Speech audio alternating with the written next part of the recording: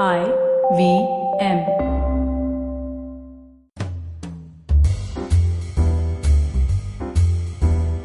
Most of the love stories in movies, books, and fairy tales build all the drama and excitement about finding the right person, falling in love, fighting for love.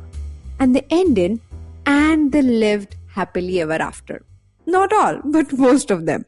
Rarely do we learn how to be in love, how to thrive as a person and still be in love, how to break up, and even how to make sure that a divorce or a breakup does not break you. Welcome to Absolutely Right, the very first graphology based podcast show in India. I am your host, Aditi Surana. I am a graphologist and a high performance coach. As you may know, we are in the middle of our relationship series on our Friday episodes. We cannot complete this conversation about love without talking about falling out of it. If you're going through a breakup right now, then I can guarantee that you have heard thousands of suggestions already. And I do not wish to add to that list. I have come to realize with my work of graphology that there is a strong correlation between your mind and your body. And that's why handwritings talk about you. With my work of graphology, I have come to realize there is a strong connection between your mind and your body. And that's why handwriting can talk about you. Now, here is the point. Your body can be a key in dealing with your breakup. It can make the process way more powerful. So in the next 10 minutes or so, I wish to present this completely different perspective about how to nurse your broken heart. I believe the breakup can become a gateway for you to rediscover yourself. This can become the opportunity for you to realize those parts of your personality that you have never ever explored. Now let's jump in and understand how to go about it. I believe personality is a process. You are a result of not only what traits you were born with, but also the environment, experiences, and most importantly, the people you interact with. Yes, people you love and people who love you become part of who you are, knowingly or unknowingly. They become part of your memories, your dreams, and in a weird way, memories of unfulfilled dreams that you have shared with this partner who no longer is part of your life. Losing any relationship is painful, but a relationship with a spouse goes much deeper than your intellectual understanding and even emotional attachment. When you have a physical, sexual relationship with someone, then your body builds its own impressions and a memory bank. A strong memory bank that cannot be deleted easily. That one person becomes so special that their hug can simply arrest your anxieties at once. Their pat on your back can give you courage to fight your demons at another level. Even sitting next to them can be comforting. And now that this person is gone, your body is in shock. It's still trying to figure out how to reconcile with this new information. Bodies are sensitive, receptive, and honest. Graphologically speaking, when your simple effervescent thought is expressed on paper in form of a physical stroke, it goes through multiple processes. It can accurately depict your personality and even your emotional makeup because all this information about who you are, how you think, how you make your decision, and much more is already present at your physical memory. Not only in your mental space, but in your sensory and physical memory space. Without your knowledge, with each stroke, your brain gives away that information. Your signature captures all the conflicts that you have with people you love, people you're surrounded with. It talks about how you think about your work and how you think about your marriage and how you think about your kids. Now, you might not be able to believe this, but this is how our bodies and our minds function as one unit. To quote Rumi here, lovers don't finally meet somewhere. They are in each other all along. And that's why when you love someone, whether you're with them or not, they will remain part of you. Rarely do people understand this, but a breakup is a physical process. It is excruciatingly painful because when you let go of a relationship, you're also shedding away a part of you, at times, multiple parts. In the moment of love, acceptance, and connectedness, being in love feels like two water bodies meeting. After a point, you fail to understand their clear boundaries. They merge together. Now, here is the challenge. When you have to remove yourself from a relationship which does not have clear boundaries, it becomes extremely difficult.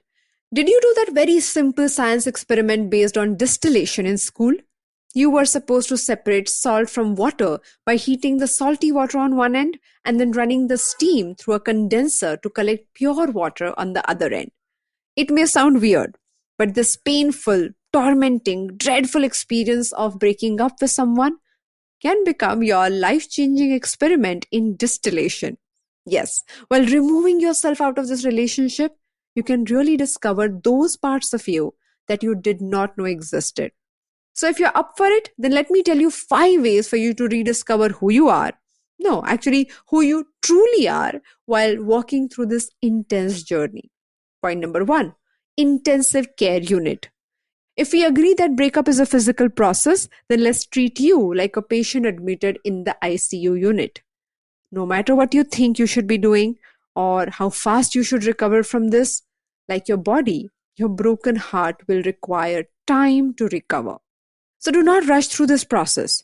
Finding a rebound relationship is like going through a second accident without recovering from the first one. It's not my opinion, but relationship experts around the world believe that rebound is an abusive idea. And please, if you are avoiding rebound, that doesn't mean it is okay to drink and smoke to a point that you cannot recover. That kind of abuse, especially with role models like Dev Das and Kabir Singh, who celebrated and glorified self inflicting abuse, is not okay. Give your body some time to recover. It requires it. Attend to it. Point number two, the only way out is through.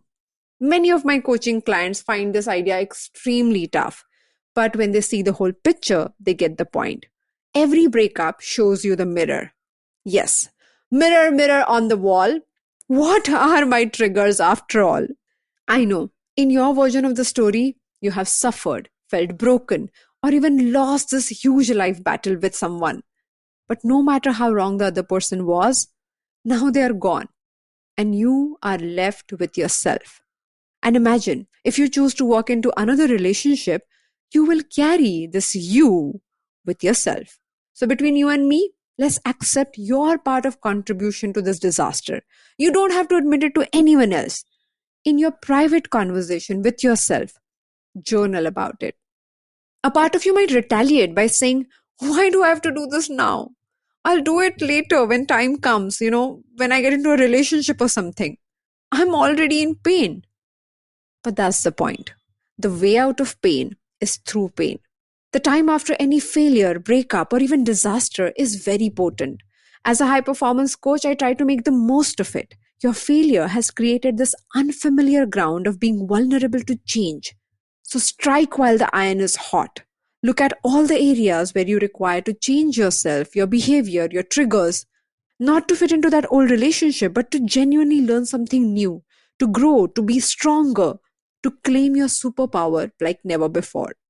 Point number three, upgrade your toolbox. My friends and family members tease me for my newer upgrades every now and then. Each year I go through at least two upgrade programs, personal upgrade programs, if not more. They say, one more AOS upgrade now. What all we can expect? AOS here means Aditya Operating System. But no matter how much they tease me, I will never forget the lesson learned from my Swiss teacher. He believes that if you are in a difficult situation, that is your training ground. So be the change you wish to see in yourself. This is the time. At the cost of sounding like a coach, I must say this to you. Get up, show up, suit up, learn from experts, create small experiments to have alternate ways of improving yourself. Do not let go of this opportunity. Through my work in graphotherapy, I use handwriting and signature changes as my weapons to build your new personality. One of our most recommended programs across is a 6-week transformational module called Stepping Stone Module.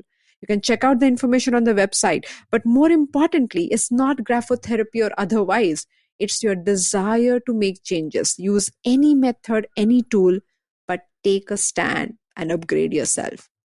Point number 4, the power of mastering a skill. Now, this point is unrelated to your actual breakup situation, but it is an extremely effective way. Pick up a skill, ideally a physical one, and work at it every day. Every single day, inch forward. Do not try to run away, fly at this point in time because you remember, you're still in ICU, right? So a step at a time is also fine.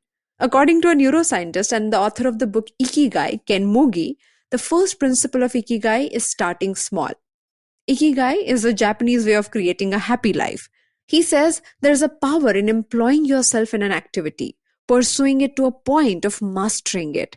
It need not be very creative, dramatic, or something really large, but the pursuit of mastering any physical skill requires attention, involvement, problem solving, and commitment to show up. This will really come handy, especially when you're dealing with your emotions to a point that you cannot get out of your bed or you're struggling to communicate with any other person. The activity of being physically involved will become your companion. Point number 5, rebuild your relationship with yourself. This won't happen one fine day. It's a process. Step away from your old narrative and start seeing things for what they are. Build newer perspectives. After zooming in so much in first 3 steps, now zoom out. If your story was someone else's, then what would you tell them? It's not easy, I agree, but stepping away from your own narrative has its own strength. At times we get blinded by it. We keep repeating the same story over and over again, and we start believing in things in only one-sided manner. I'm born and brought up in Bombay. I love this city. With all its imperfections, we have something called the spirit of Bombay. In spite of all the floods, bomb blasts, terrorist attacks, the city does not stop. Obviously, barring lockdown. But even when going gets tough, people keep inching forward. I feel the same way about all of us. This relationship cannot be the be-all and end-all of your story. Our human spirit is our superpower. It's indestructible. In Gulzar Saab's words, आदमी बुलबुला है पानी का और पानी की बहती सतह पर टूटता भी है, डूबता भी है, फिर उभरता है, फिर से बहता है। न समंदर निगल सका इसको, न तवारीख तोड़ पाई है, वक्त की मौज पर सदा बहता, आदमी बुलबुला है पानी का। To non-Hindi speakers, it's really difficult to translate this one. But the poet, the wonderful poet Gulzar Saab, is explaining the unbreakable spirit of human nature. On that note, thank you so much for joining me on this episode of Absolutely Right. Share this conversation with anyone you know who's struggling in the relationship area. In the month of February, I'm offering some special couple analysis sessions. Appointment slots will be available from 12th February onwards. And yes, our next Graphology Masterclass batches will begin on 6th of Feb and 6th of March 2021. If you wish to enter my fascinating world of graphology, handwriting analysis, then find all the details on aditisurana.com. And if you like this podcast, then do not forget to check out other interesting podcasts on IVM Network. You can listen to us on the IVM Podcast app or ivmpodcast.com. You can also follow us on our social media. We are at IVM Podcast on Twitter, Facebook, and Instagram. Let's connect on Wednesday. Till then, happy writing. I hope you enjoyed that show. If you aren't following us on social media, please do. We're IVM Podcast on Twitter, Facebook, and Instagram. I'd like to thank the sponsors on the network this week, Storytel and The Whole Truth Foods. Thank you for supporting us. We have a new show out this week, Candid Kannan with Siddharth Kannan. Sid Gay is a well-known RJ. He has an incredible show with some of the most amazing Bollywood celebrities. As part of the first week's episode, we're releasing 5 episodes at one time, so you can get your fill of Sid. You can hear him talk to Varun Dhawan, Anil Kapoor, Anurag Kashyap, Bhumi Pednekar, and a whole lot more. This week on the Edges and Sledges podcast with Varun DJ and Ashwin, hear them talk about the historic victory that India achieved at Gaba. Maruk Inayat had an amazing talk with Gul Panag. They spoke about the farmer protests and why Bollywood celebs are acting the way that they are. And finally, Shunya One is back this week. Shiladitya and me talked to Anirudh Singla from Pepper Content. We have a great lineup of guests coming up in the coming weeks, including Deepak Abid, the co-founder of India Gold. Definitely check that out. And with that, I hope to see you again next week. Namaskar, dear friends. My name is Ashish Vidyarthi. Life, as you know, is a journey. And you and I, travelers, how can we celebrate this travel? I have a podcast for you, Begin the Journey. I share stories and moments from my life. Do tune in every Monday and Thursday to listen to my podcast on the IVM Podcast website, app, or wherever you get your podcast from. Cheers.